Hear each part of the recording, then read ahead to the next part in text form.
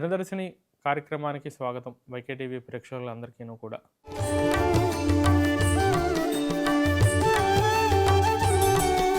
అచింత్యా వ్యక్తరూపాయ నిర్గుణాయ గుణాత్మనే సమస్త జగదాధారమూర్తయే బ్రహ్మణే నమః. శుక్లాంబరధరం విష్ణుం శశివర్ణం చతుర్భుజం ప్రసన్నవదనం ధ్యాయేత్ సర్వవిఘ్నోపశాంతయే. నమస్సవిత్రే జగదేకచక్షుషే జగత్ప్రసూతిస్థితినాశహేతవే త్రయీమయాయ త్రిగుణాత్మధారిణే విరించి నారాయణ శంకరాత్మనే. ఆదిత్యాయ చ సోమాయ మంగళాయ బుధాయ చ గురుశుక్రశనిభ్యశ్చ రాహవే కేతవే నమః. హరి ఓం. ఇవాళ డిసెంబర్ 30వ తారీఖు. ఈనాటి పంచాంగ విశేషాలు తెలుసుకుందాం. ఇవాళ రోజున పుష్యమాసం శుక్లపక్షం దశమి తిథి పగలు 7:51 వరకు ఉన్నది. తదుపరి శుద్ధ ఏకాదశి రాత్రి తెల్లవారితే 5 గంటల 2 నిమిషాలు మడుకున్నది. మంగళవారం భరణీ నక్షత్రం రాత్రి తెల్లవారితే 3:57 వరకు ఉన్నది. అట్లాగే సిద్ధయోగం రాత్రి తెల్లవారితే 12 గంటల 59 నిమిషాల మడుకు. తదుపరి గరజకరణం పగలు 7:51 వరకు. వణిజకరణం సాయంత్రం 6:29 వరకు. తదుపరి విష్టి లేదా భద్రాకరణం రాత్రి తెల్లవారితే 5 గంటల 2 నిమిషాల మడుకున్నది. వర్జ్యం మధ్యాహ్నం 2:48 లగాయతు 4:16 వరకు. ఉదయం దుర్ముహూర్తం 8:51 లగాయతు 9:36. అట్లాగే రాత్రి దుర్ముహూర్తం 10:52 లగాయతు 11:37 వరకు. అమృత ఘడియలు రాత్రి 11:34 నుంచి 1 గంట 2 నిమిషాల మడుకు. విజయవాడ ప్రాంతానికి సూర్యోదయం 6:39, సూర్యాస్తమయం 5:41, చంద్రోదయం మధ్యాహ్నం 1:45, అట్లాగే చంద్ర అస్తమయం రాత్రి 2:59కి జరుగుతున్నది. ఇవాళ రోజున శుభ సమయం మధ్యాహ్నం 12 గంటల 30 నిమిషాలకు ఉన్నది. అట్లాగే సిజేరియన్కి ప్రిపేర్ అయ్యే వారికి మంగళవారం భరణీ నక్షత్రం కుంభలగ్నం ఉదయం 10 గంటల నుంచి 10 గంటల 30 నిమిషాల వరకు అనుకూలత కనిపిస్తున్నది. పర్వదినాల్లో రైవత మన్వాది, అట్లాగే వాళ్ళ ముక్కోటి ఏకాదశి, స్మార్త ఏకాదశి కూడా అవుతూ ఉన్నది. అటు విష్ణు సంబంధమైనటువంటి ఆరాధన చేయటం, అట్లాగే ఉపవాసాలు చేసేవారికి కూడా ఇవాళ రోజున ఏకాదశిగా స్వీకరించాలి.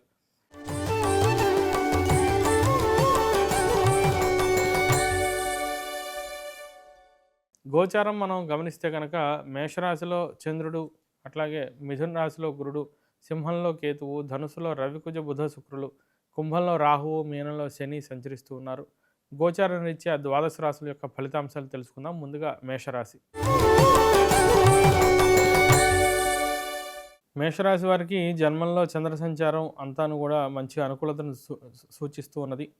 ఆర్థికంగా స్థితిగతుల్లో మంచి అభివృద్ధిని, మార్పుని చూస్తారు. విదేశీ ప్రయత్నాలు ఉద్యోగపరంగా అయినా, వ్యాపార పరంగా అయినా మంచి కార్యానుకూలత, నూతన ఉద్యోగ వ్యాపార ప్రయత్నాల్లో కూడా మంచి అనుకూలత కనిపిస్తున్నది. అయితే వ్యయంలో శని సంచారం వల్ల కొంత ఖర్చులు బాగా పెరుగుతూ ఉండడం, పెట్టిన ఇన్వెస్ట్మెంట్కి వెంటనే రిటర్న్స్ రాకపోవడం కూడా ఉంటుంది. కొంత ఆలస్యమైనా కూడా కాలం మడుగు కలిసి వస్తుంది. అదే రీతిగా భాగ్యంలో ఉన్నటువంటి శుక్ర సంచారం, బుధ సంచారం కూడా అనుకూలత సూచన చేత పెద్దల యొక్క సహకారం లభించడం, స్థిరాస్తి కొనుగోలు బాగుండటం, అట్లాగే ఫైనాన్షియల్ మ్యాటర్స్, ఫార్మసీ రిలేటెడ్ రంగంలో ఉన్న వారికి కూడా మంచి అనుకూలత అనేది సూచిస్తున్నాం. తదుపరి వృషభ రాశి.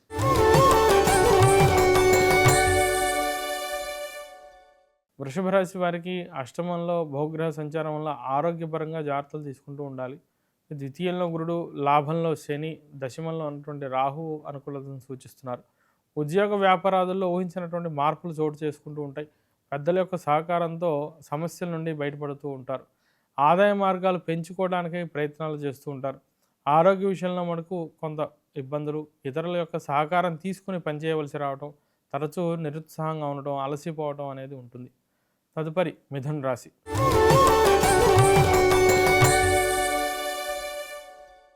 మిథున రాశి వారికి జన్మంలో గురుడు, లాభంలో ఉన్నటువంటి చంద్ర సంచారం వల్ల ఆర్థిక స్థితిగతుల్లో అంతాను కూడా అనుకూలతే కనిపిస్తూ ఉన్నది. ఏదైనా కొత్త పని చేయాలి, కొత్తగా ఏదైనా నిర్ణయాలు తీసుకోవాలి, జీవితంలో ఎలా మనం మార్పు తెచ్చుకోవాలి అనే దానికి ప్రణాళికలు వేస్తుంటారు.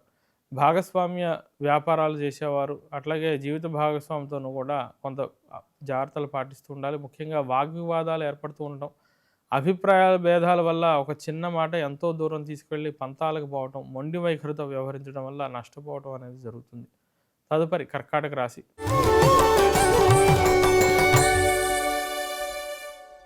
కర్కాటక రాశి వారికి షష్టంలో గ్రహ సంచారం, అట్లాగే దశమంలో గ్రహ సంచారం అనుకూలత చేత వృత్తిపరంగా మంచి శుభసూచకాలు కనిపిస్తూ ఉన్నాయి. నూతన ఉద్యోగ వ్యాపార ప్రయత్నాల్లో కార్యానుకూలత, పట్టుదలతో పనులు చేయగలుగుతూ ఉండడం, శత్రు బాధలు బాగా తగ్గుతూ ఉండడం, అప్పులు కూడా నెమ్మదిగా తీర్చుకోగలడం అనేది గమనిస్తారు. తదుపరి సింహరాశి.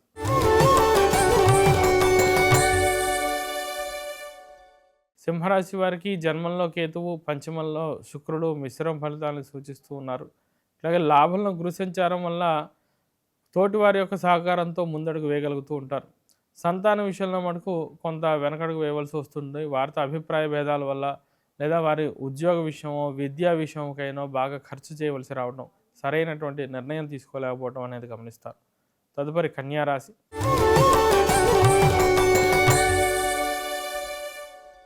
కన్యా రాశి వారికి దశమంలో గురుడు, అట్లాగే చతుర్థంలో ఉన్న బుధ సంచారం, శుక్ర సంచారం రెండు కూడా మిశ్రమ ఫలితాలని సూచిస్తూ ఉన్నాయి.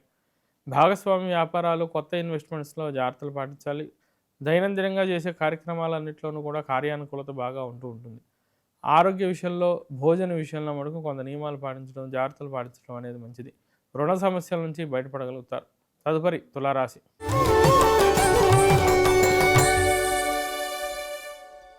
తులారాశి వారికి భాగ్యంలో గురు సంచారం, సప్తమంలో చంద్ర సంచారం, వ్యాపార లావాదేవీలన్నీ బాగుంటాయి. దర్శనాలు చేస్తూ ఉంటారు. దూర ప్రయాణాలు, అట్లాగే దూరదృష్టితో తీసుకునేటటువంటి నిర్ణయాలు అన్నీ కూడా చాలా లాభదాయకంగా ఉంటూ ఉంటాయి. వ్యాపారంలో అభివృద్ధి చూడటం, తోటి వారితో కలిసి విందు వినోదాది కార్యక్రమాల్లో పాల్గొనడం కూడా ఉంటుంది.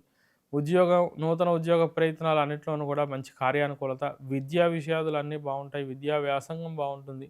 రైతులు కూడా మంచి శుభవార్తలు వింటారు. తదుపరి వృశ్చిక రాశి.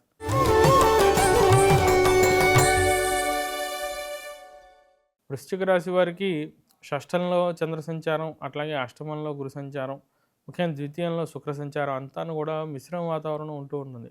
ఏ పని ప్రారంభించినా కొంత అనుకూలత, కొంత ప్రతికూలత ఉంటుంది. మీ ప్రయత్నానికి, శ్రమకి తగినటువంటి ప్రతిఫలం మాత్రమే లభిస్తుంది. కాబట్టి నిరుత్సాహపడకుండా ఎవరో ఏదో అవుతుందన్నారు లేదా అవదనో అని కాకుండా మీ అంటూ సొంత బుద్ధితో కొంత ఆలోచన చేసి జాగ్రత్తగా నిర్ణయాలు తీసుకుని దృష్టి పెట్టి పని చేస్తే కనుక మంచి సత్ఫలితాలు లభిస్తాయి. తదుపరి ధనుస్సు రాశి.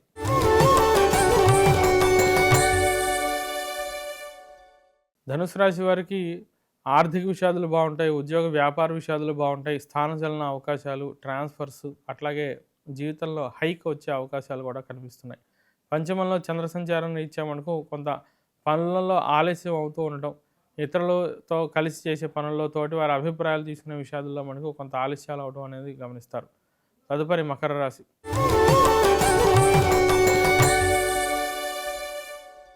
మకర రాశి వారు చతుర్థంలో ఉన్నటువంటి చంద్ర సంచారం, షష్టంలో ఉన్నటువంటి గురు సంచారం రీత్యా ఏ పని చేయాలన్నా కూడా ముందడుగు వేయలేకపోవటం. ప్రణాళికలు బాగుంటాయి, మంచిగా దానికి ప్లానింగ్ చేసుకుంటారు. కానీ అది అమలు చేసే సమయానికి మనకు బహువిధ విఘ్నాలు, ఎవరి యొక్క సహకారం లేకపోవడం అనేది కనిపిస్తున్నది. వ్యయంలో 4 గ్రహాల సంచారం వల్ల ఆర్థికంగా ఖర్చులు కూడా బాగా పెరుగుతూ ఉంటాయి. నవగ్రహాల నిమిత్తంగా ఏదైనా శాంతి చేయడం అనేది మంచిది. తదుపరి కుంభరాశి.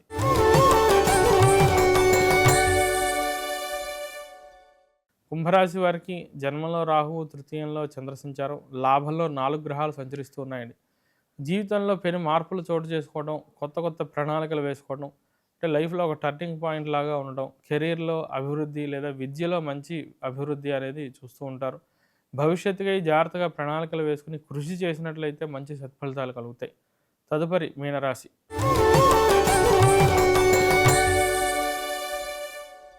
మీనరాశి వారికి దశమంలో 4 గ్రహాల సంచారం, ఉద్యోగంలో ఊహించినటువంటి మార్పులు చోటు చేసుకుంటూ ఉంటాయి. స్థానచలన అవకాశాలు, ఉన్నత పదవుల్ని అలంకరించడం, పెద్దల యొక్క అధికారుల యొక్క సహకారం పూర్తి స్థాయిలో లభించడం అనేది జరుగుతుంది. ఆర్థిక విషయాలన్నీ బాగుంటాయి.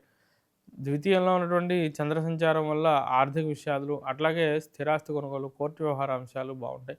మీ కుటుంబం యొక్క కీర్తి, పేరు ప్రతిష్టలన్నీ కూడా బాగా పెరుగుతూ ఉంటాయి. తిరిగి రేపటి కార్యక్రమంలో కలుసుకుందాం. అంతవరకు సెలవు. స్వస్తి ప్రజాభ్య పరిపాలయంతాం న్యాయేన మార్గేణ మహిమహీషాః గోబ్రాహ్మణేభ్య శుభమస్తు నిత్యం. లోకాః సమస్తాః సుఖినో భవంతు. హరి ఓం తత్సత్.